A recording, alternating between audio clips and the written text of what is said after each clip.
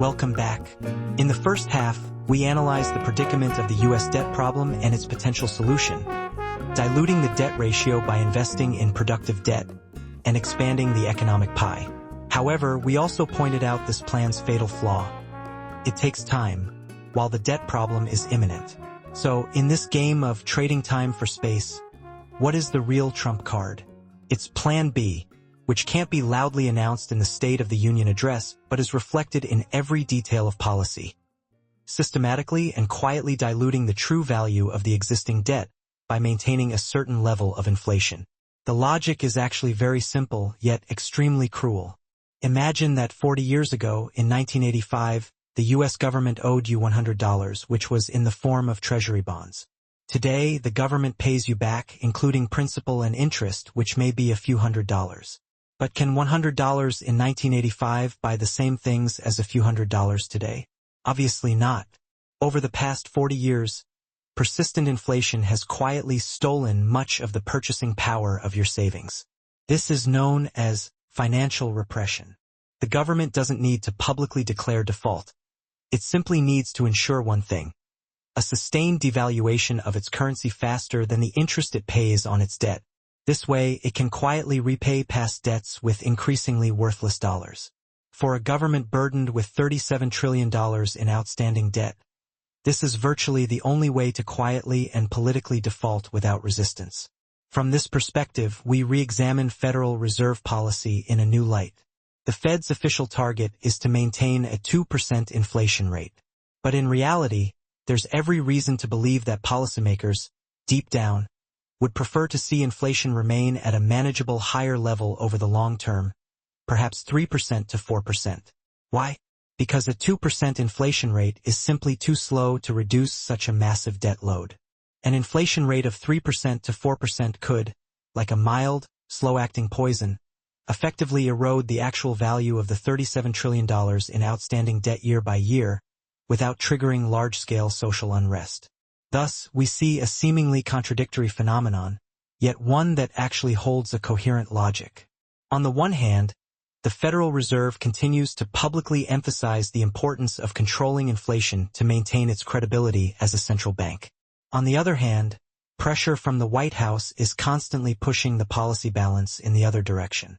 The president has not only publicly called for the Fed to cut interest rates, but has even directly appointed figures like Stephen Miron to the Fed's core decision-making positions. Miron's views are crucial for understanding the future direction of U.S. monetary policy. He believes that the dollar's long-standing strength has evolved from an exorbitant privilege into a stubborn burden that is weighing down U.S. manufacturing. He argues that monetary policy should not be limited to controlling domestic inflation and employment, but should be used as a weapon to serve the U.S. in trade wars and geopolitical struggles. This view is a blatant challenge to the principle of Fed independence that has existed for decades. This clearly demonstrates that future monetary policy will increasingly serve fiscal policy and national strategy. The Federal Reserve's so-called independence will be significantly compromised, which is why, despite the impending interest rate cut, long-term U.S. Treasuries have been largely ignored by the market in recent times. The underlying message is clear. In the battle between protecting economic growth and protecting the purchasing power of the currency, the United States has made a clear choice. The answer is the former. Only with sustained economic growth, even if this growth is nominally driven by debt and inflation, can the entire financial and social system continue to function. The purchasing power of the U.S. dollar in the hands of ordinary people becomes the price that must be sacrificed.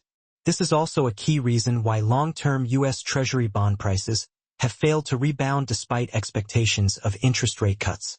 The bond market's cooling this year is a sign of a shift in smart money. So, where will this debt reduction strategy, which sacrifices the value of currency, lead us and the world? First, it will inevitably intensify the global currency war.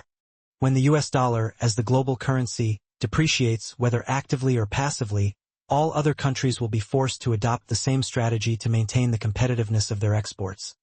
Printing more money, causing their currencies to depreciate faster against the dollar, and thus preserving their global market share.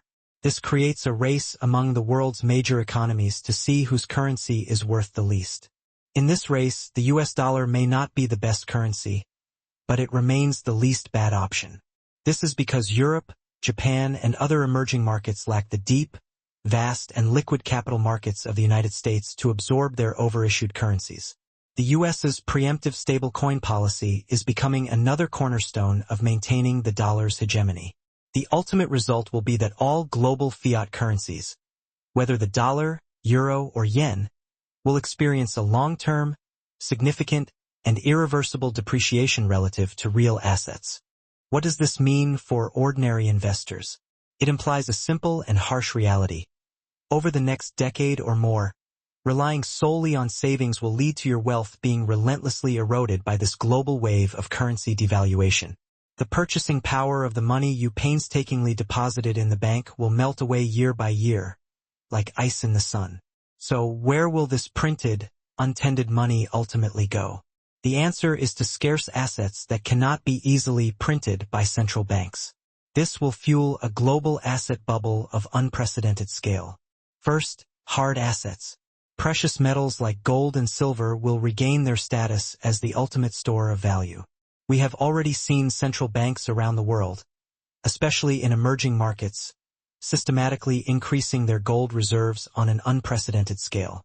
This isn't short-term speculation, but a strategic hedge against the potential erosion of the credibility of the fiat currency system in the future. Second, scarce productive assets.